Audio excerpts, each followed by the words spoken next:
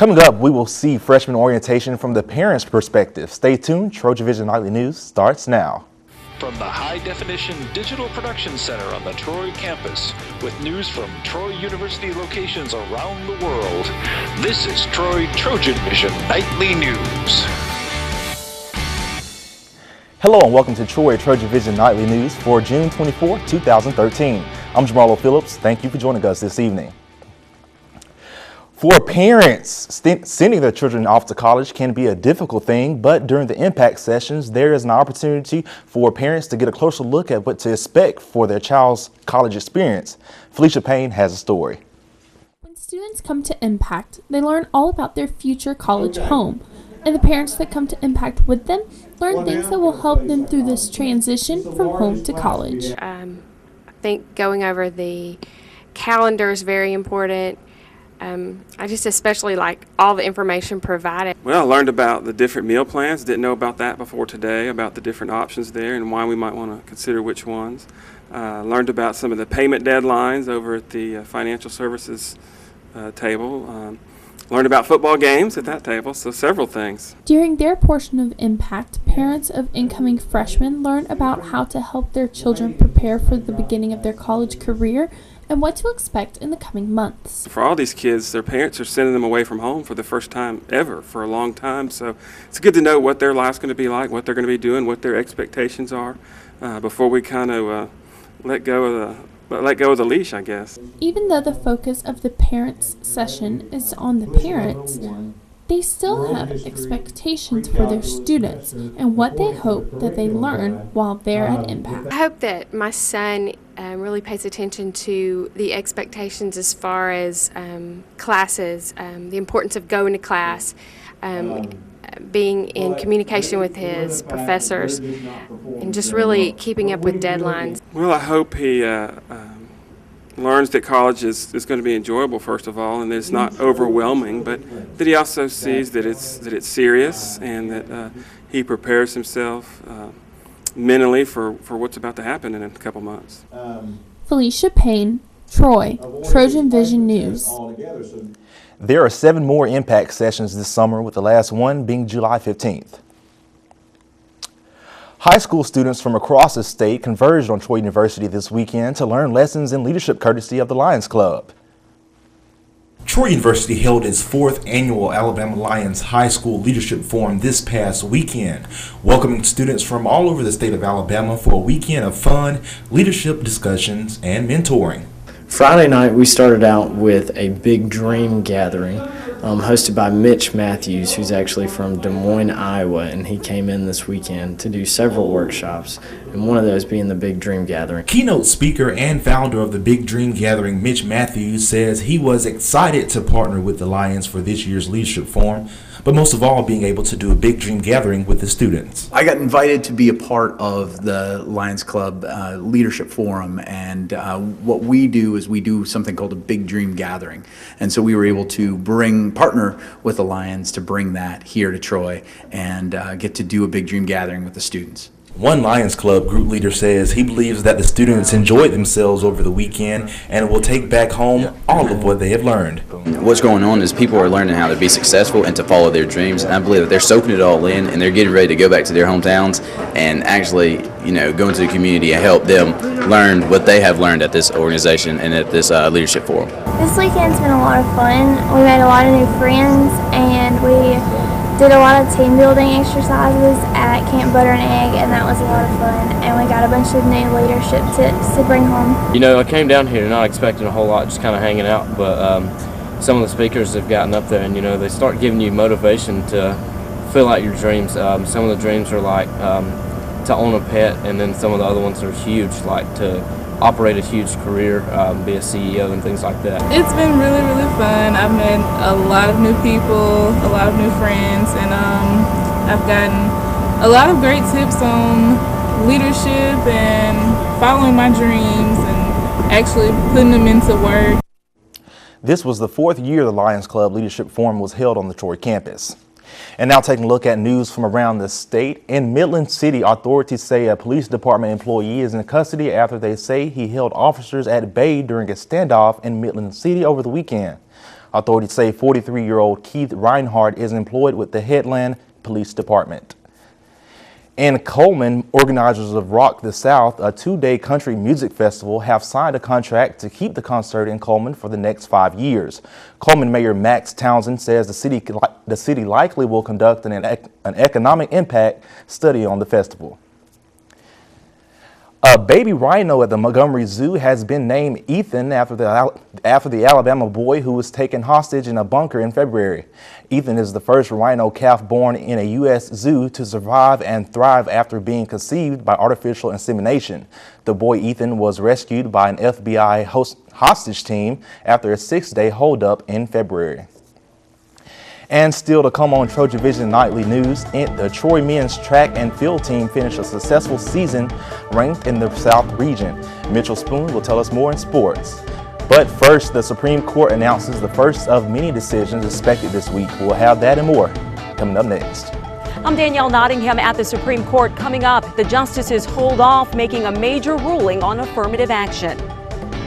Troy University is Alabama's international university, and Troy TrojanVision brings the world to Alabama with TrojanVision Worldview, a globe-spanning lineup of programs with news, features, and culture. European Journal is the latest news from within the European Union. Global 3000 is a magazine program with thought-provoking features from every corner of the globe. And Arts 21 has stories of arts, artists, and cultural artifacts from the old and new world. Travel the globe from the comfort of home with Troy TrojanVision Worldview, Wednesday and Saturday nights, right here on TrojanVision. When you look in the mirror and think about your future, what do you see? Are you where you want to be? Are you ready to reach your dreams and build a better life for you and your family? You're going to need an education and a degree, and for that, you'll want to choose Troy University. Learn more today about careers in business at our Montgomery Career Seminars, June 11th and June 20th. Visit troy.edu/Montgomery or call for locations and to register today. From the high-definition digital production studios of Troy University, you're watching the award-winning Troy TrojanVision Nightly News. The Supreme Court justices found a compromise Monday, sidestepping any new landmark ruling on race and college admissions.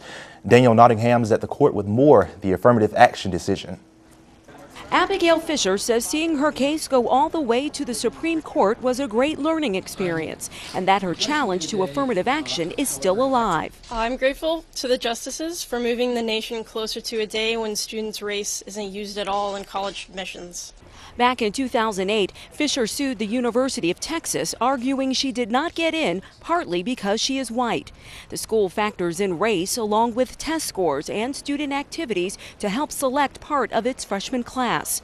In Monday's 7-1 ruling, the Supreme Court kicked the case back to a lower court, saying it must take a closer look at how the University of Texas uses race in the admissions process. Ruth Bader Ginsburg was the lone dissenting justice, arguing the lower court was right to uphold the Texas plan. Affirmative action supporters expressed relief the High Court did not make a sweeping ruling against using race as a factor to achieve diversity. I think the most important things for all Americans out there is that the court today said affirmative action is still the law of the land. The president of the University of Texas said Monday's ruling will have no immediate impact on his school's admissions policies and that he's confident they will be upheld. Danielle Nottingham, CBS News, the Supreme Court. Opening arguments at the trial of George Zimmerman offered two different stories and two completely different styles from the attorneys. The prosecution claims Zimmerman killed 17-year-old Trayvon Martin in cold blood, but the defense says it's a case of self-defense. Susan McGinnis is at the courthouse in Sanford, Florida. Prosecutor John Guy wasted no time getting the jury's attention. Punks. He shocked the court during opening arguments with a string of profanities George Zimmerman used the night he spotted Trayvon Martin. These they always get away. Zimmerman's lawyer tried a softer approach, starting with a knock-knock joke. George Zimmerman, who? All right, good. You're on the jury. Don West says his client has become a household name since the February 2012 shooting. The defense claims when the neighborhood watchman approached Martin in a gated community, the teenager viciously attacked him, and Zimmerman's screams can be heard on this 911 call. So you think he's yelling help? Yes. All right, what is your on? But the prosecution says those screams actually came from Martin. George Zimmerman did not shoot Trayvon Martin because he had to. He shot him for the worst of all reasons, because he wanted to. This racially charged case is getting international attention. There is extra security inside the courthouse, and the judge is sequestering the jury of 6 women. The 28-year-old charged with second-degree murder showed little emotion, but Martin's parents wiped away tears as they listened to the prosecution describe their son's death. Zimmerman's mother and wife also came to court, but were forced to leave before the trial started. The judge said the two could potentially be called as witnesses later on. The American Academy of Pediatrics is releasing new guidelines to diagnose and treat bacterial sinus infections in children. Adriana Diaz has more on the new recommendations, which include a new watch and wait period for some children before giving antibiotics. James McKiernan knows what a sinus infection feels like. I get them like 2 or 3 times a year, and it's just like stuffy nose, headache, and like pressure underneath my eyes. It's called sinusitis. The sinuses and nasal passages become inflamed, swollen, and infected. Now, the American Academy of Pediatrics is putting out new guidelines to diagnose and treat the problem in children. Previously, doctors prescribed antibiotics for all children diagnosed with a bacterial sinus infection that lasted 7 to 10 days. Now, pediatricians can wait another 3 days on top of that. Pediatricians can actually wait and observe children for 72 hours, even if they think the child has a sinus infection, to see if the child can fight it on their own. Many sinus infections develop after a cold. Symptoms include a cough, green or yellow nasal discharge, and sometimes a fever. Sinus infections are one of the most common reasons doctors prescribe children antibiotics. Pediatricians hope the new guidelines will cut down on the antibiotics children take. Any medication, including antibiotics, has potential side effects. We also don't want to overprescribe antibiotics because then they're not going to work when we really need them to. This mom says waiting it out for treatment isn't always easy. I usually wait, and after a week, and when they're in pain and their head is killing them, then I go to the doctor and I get them an antibiotic. She says sometimes that's what it takes to get them healthy again. Adriana Diaz, CBS News, Pearl River, New York. And now Mitchell Spoon joins us with sports. So Mitchell, I hear the track and field team has finished up their outdoor season. Can you give us more on that? Like you said, they finished out their outdoor season, and a lot of Trojans actually had a bunch of good seasons. But I'll get more into that starting right now.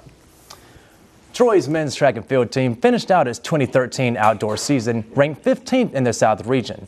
Several Trojans had breakout seasons, while others closed out their collegiate careers in style. Niccolo Bowler represented the Trojans at the 2013 NCAA Championships in Oregon, placing 15th in the hammer throw and earning second-team All-America status. Bowler set both the school and Sun Belt Conference record in his event during the season. Along with Bola, 6 Trojans earned spots in the 2013 NCAA first round in North Carolina. Nico Freeman made his 4th consecutive trip to the first round, competing in the 100-meter dash. Fellow sprinter Benjamin Martin also completed in the 100-meter dash after winning the event at the conference championships.